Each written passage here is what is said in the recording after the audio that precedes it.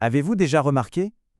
Peu importe à quel point nous étudions l'univers, il y a une théorie qui domine constamment notre compréhension de son origine, la théorie du Big Bang. Mais est-il possible que la théorie du Big Bang ne soit qu'un fragment de l'histoire de l'origine de l'univers? Et si, derrière l'univers dans lequel nous vivons, il y avait un homologue en miroir, un univers compagnon où le temps messe et coule à l'envers?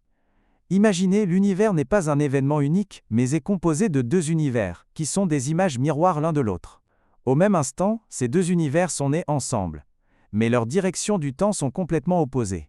Alors que le temps S écoule vers l'avant dans notre univers, un autre univers S écoule-t-il aussi vers l'arrière, portant une impression inversée du monde que nous connaissons. Cette hypothèse remet en cause le modèle cosmique traditionnel, mais sa simplicité pourrait nous fournir des réponses à des questions qui déconcertent les scientifiques depuis des années. Par exemple, pourquoi l'univers est-il si uniforme à L, échelle macroscopique? Pourquoi le temps semble-t-il toujours S, écoulé dans une seule direction? Peut-être que l'existence de cette image miroir pourrait aussi être la clé pour enfin résoudre le mystère de la matière noire. Imaginez, le point de départ de l'univers N n'était pas seulement le Big Bang. C était en fait une frontière, un seuil séparant deux univers symétriques. Dans l'univers que nous habitons, les particules suivent les lois physiques que nous connaissons, régissant tout.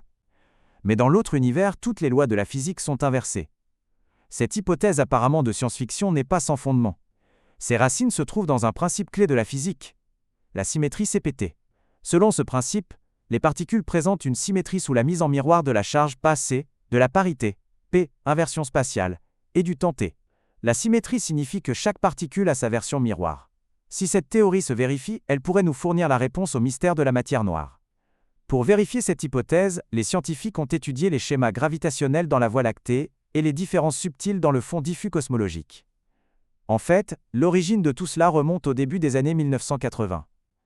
À cette époque, les scientifiques ont proposé une toute nouvelle théorie pour tenter de répondre à deux problèmes fondamentaux qui les déconcertaient depuis longtemps en cosmologie, le problème de l'horizon et le problème de la platitude. D'abord, imaginez que l'univers n'est pas un vide infini mais plutôt un ballon en expansion. Ce ballon était très petit dans l'univers primitif, loin d'être aussi vaste qu'aujourd'hui. Mais dans son processus d'expansion, il a maintenu une uniformité surprenante. Cette hypothèse soulève une question: pourquoi des régions de l'univers séparées par des milliards d'années-lumière apparaissent-elles si similaires? C'est le nœud du problème de l'horizon. Lorsque nous observons des particules aux extrémités opposées de l'univers, leur température et leur structure sont presque identiques. Mais selon les lois de la physique, elles n'auraient pas pu interagir ou échanger des informations de quelque manière que ce soit. Pour résoudre ce dilemme, en 1981, les scientifiques ont proposé la théorie de l'inflation. Cette théorie soutient que dans une période extrêmement courte après le Big Bang, l'univers a subi une phase d'expansion exponentielle. La vitesse de l'expansion de l'univers était si rapide que des régions qui étaient autrefois en contact ont été instantanément séparées, formant finalement l'univers uniforme que nous voyons aujourd'hui. Ainsi, la théorie de l'inflation a non seulement expliqué le problème de l'horizon, mais a également fourni une réponse à la platitude de l'univers. Ensuite, nous devons nous concentrer sur la manière dont l'inflation résout le problème de la platitude de l'univers. Selon la relativité générale d'Einstein, la géométrie de l'univers est étroitement liée à sa densité de matière. Si la densité de l'univers se situe exactement à une certaine valeur critique, alors sa structure spatiale présentera la forme plate que nous connaissons. Et la théorie de l'inflation, en étirant l'espace-temps lui-même, a éliminé toute courbure de l'aile, état initial, faisant apparaître l'univers presque parfaitement plat à grande échelle. Encore plus surprenant, pendant le processus d'inflation, les minuscules fluctuations quantiques de l'univers, ces ondes presque imperceptibles à L, échelle subatomique, ont été rapidement étirées à une échelle cosmique. Ces minuscules variations se sont répandues dans tout l'univers, et, au fil du temps, ont progressivement évolué pour devenir les galaxies, les étoiles et autres corps célestes que nous voyons aujourd'hui. En d'autres termes, ces perturbations presque imperceptibles sont en fait devenues le fondement de toutes les structures de l'univers. Après la fin de l'expansion de l'univers, ces différences de densité initiale ont commencé à laisser une empreinte profonde sur le cosmos. Les régions de plus haute densité ont attiré plus de matière par la gravité, formant progressivement un contraste frappant avec les régions de plus faible densité. Au fil du temps, ces régions de haute densité ont finalement évolué pour devenir les structures que nous voyons aujourd'hui. Galaxies, étoiles et amas de galaxies. Ce processus évolutif a laissé de précieux indices dans le fond diffus cosmologique. Environ 380 000 ans après le Big Bang, le CMB est apparu pour la première fois, devenant la plus ancienne lumière que nous puissions observer. C'est un instantané de l'univers dans sa jeunesse, enregistrant l'un, état de l'univers à cette époque. Pendant cette période, les photons et la matière étaient étroitement couplés, formant un plasma chaud et dense. Mais à mesure que l'univers s'est dilaté et refroidi, les photons se sont découplés de la matière et ont commencé à voyager librement dans l'espace. Les schémas de fluctuation de température portés par ces photons sont devenus une empreinte permanente, révélant la distribution de la matière dans l'univers à ce moment critique. Grâce à cet instantané cosmique, nous pouvons voir que certains photons apparaissent légèrement plus froids, tandis que d'autres sont légèrement plus chauds. Ces différences sont directement liées à la densité des différentes régions de l'univers. Lorsque les photons quittent une région de plus haute densité, ils doivent dépenser plus d'énergie. Cela fait que ces photons sont plus froids lorsqu'ils atteignent un observateur que les photons provenant d'une région de faible densité. Ce phénomène est connu sous le nom de décalage vers le rouge gravitationnel et est la raison fondamentale des fluctuations de température du CMB. Ces variations de température ne révèlent pas seulement les différences de densité dans l'univers primitif, mais dessinent également la structure de l'univers à cette époque. Le satellite Planck de l'Agence spatiale européenne, lancé en 2009, a approfondi notre compréhension de ce processus. Le satellite Planck a mesuré le CMB avec une précision sans précédent, révélant la structure détaillée de ces germes précoces. Grâce à l'analyse de ces données, les scientifiques ont confirmé que les schémas du CMB sont en parfaite adéquation avec les prédictions de la théorie de l'inflation. Ce résultat a fourni un soutien solide à la validité du modèle d'inflation, et a fait de l'inflation une pierre angulaire importante de la cosmologie moderne. Cependant, bien que la théorie de l'inflation fournisse un cadre convaincant pour expliquer l'expansion rapide de l'univers, il reste encore quelques problèmes majeurs non résolus. L'un d'eux est le problème du réglage fin. Pour que l'inflation fonctionne de la manière que nous observons, certaines conditions initiales doivent être réglées avec une précision extrême, presque comme le calibrage d'une machine très complexe. La moindre déviation l'empêcherait de fonctionner comme prévu. On en vient à se demander, pourquoi l'univers était-il si parfaitement réglé à sa naissance ? Ces conditions initiales sont cruciales pour le processus d'inflation. Même une minuscule déviation pourrait entraîner l'interruption du processus d'inflation, empêchant ainsi l'univers d'atteindre l'état plat et lisse que nous voyons aujourd'hui. En réponse à cela, certains théoriciens se sont demandé s'il y avait une raison plus profonde pour expliquer ce phénomène de réglage fin, ou si la théorie de l'inflation n'est qu'une réponse partielle, et s'il existe des théories alternatives qui nécessitent moins de conditions initiales. Un autre défi majeur auquel est confrontée la théorie de l'inflation est de savoir comment la concilier avec la physique des particules. En théorie, si nous pouvions comprendre plus profondément les particules fondamentales, nous pourrions peut-être révéler le mécanisme derrière l'inflation. La supersymétrie SUSY est un concept important en physique des particules qui va au-delà du cadre du modèle standard. La supersymétrie émet l'hypothèse que chaque particule connue a un superpartenaire correspondant, une version plus lourde. Si cette théorie se vérifie, elle pourrait expliquer la structure de l'univers, et même fournir des indices pour résoudre le problème de la matière noire, tout en fournissant un soutien aux conditions de haute énergie requises pour l'inflation. À cet égard, la collaboration Atlas au CERN est à la pointe de la recherche. En utilisant le Grand Collisionneur de Hadron, LHC, équipe Atlas recherche diverses particules superpartenaires, en particulier des particules chargées et neutres. Elles sont très cruciales, car elles pourraient être la clé pour enfin résoudre le mystère de la matière noire. La matière noire, bien qu'elle constitue la majorité de la masse de l'univers, a toujours été impossible à observer directement. Cependant, malgré l'utilisation de méthodes plus avancées et de collisions à plus haute énergie, nous n'avons jusqu'à présent trouvé aucune preuve directe de ces particules. Pour l'instant, la supersymétrie reste cependant une théorie potentielle mais non prouvée. Son impact profond sur la cosmologie reste à vérifier. Pendant des siècles, les physiciens ont cherché une théorie unifiée, qui puisse expliquer toutes les particules et forces. C'est la soi-disant théorie du tout. Le point de départ de cette quête remonte aux dernières années d'Einstein, lorsqu'il s'est consacré à la combinaison de la gravité avec les autres forces connues.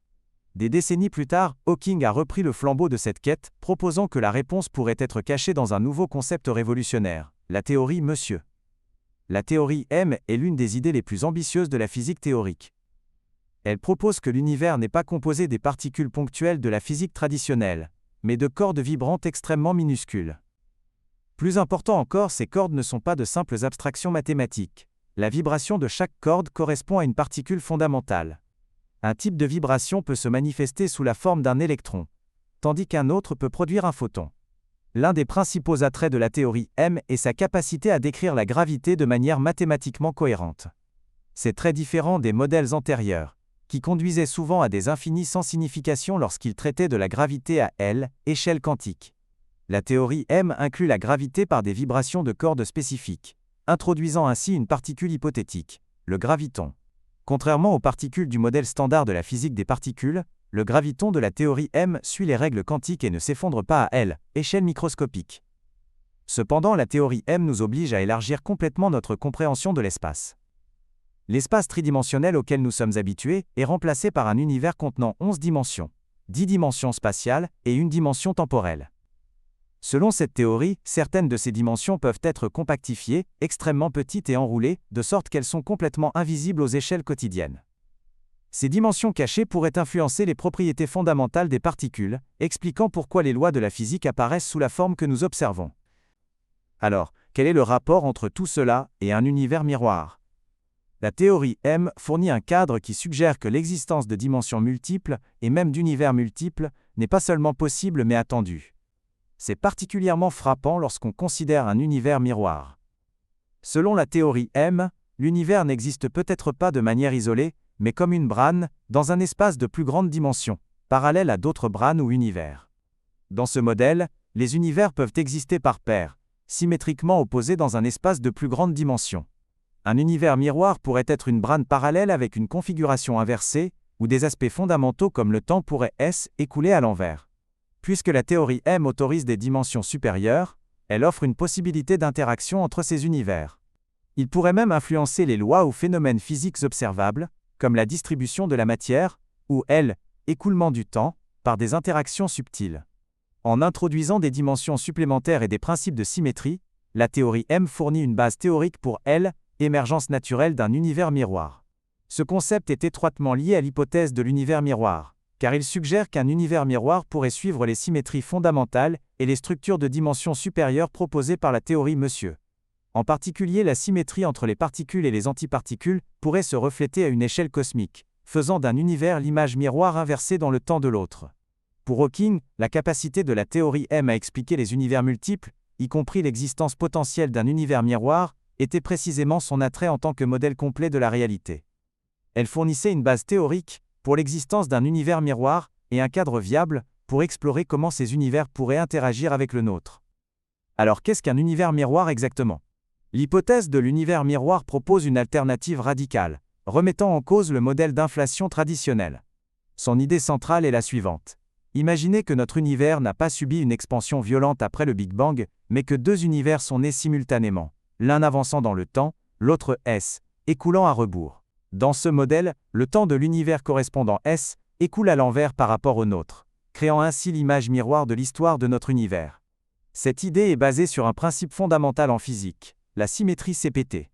La symétrie CPT signifie que pour chaque particule et chaque processus, il existe un dual avec une charge, C, une parité, P, et un temps T inversé, constituant l'image miroir de notre univers. Si cette hypothèse se vérifie, l'univers miroir serait composé d'antimatière et non de matière ordinaire, et se déroulerait dans un temps inversé, créant un équilibre avec le mouvement vers l'avant de notre univers. L'antimatière est la clé de ce concept. Prenez un électron ou un proton, par exemple. Ces particules de matière ont chacune une antiparticule de même masse, mais de charge opposée. Lorsque la matière et l'antimatière se rencontrent, elles s'annihilent mutuellement et libèrent de l'énergie. Selon les spéculations des physiciens, la matière et l'antimatière auraient dû se former en quantité presque égale lors du Big Bang. Cependant, l'univers d'aujourd'hui est presque entièrement composé de matière. L'hypothèse de l'univers miroir pourrait fournir une explication à ce mystère.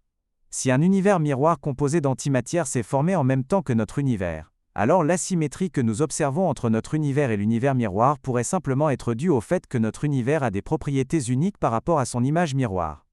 Le concept d'un univers miroir offre également une nouvelle perspective pour résoudre le problème du réglage fin posé par le modèle d'inflation standard. Les conditions du Big Bang, telles que la densité, la température et le taux d'expansion, doivent être précisément réglées pour produire un univers comme le nôtre. Si notre univers est associé à un univers miroir, alors cette symétrie pourrait créer naturellement des conditions stables, ne nécessitant donc pas un tel réglage fin. Si nous considérons le Big Bang comme un miroir entre deux univers, nous obtenons alors un modèle alternatif qui est à la fois conforme aux lois connues de la physique et qui fournit une explication au mystère de la cosmologie existante, élargissant notre imagination au-delà de l'univers observable.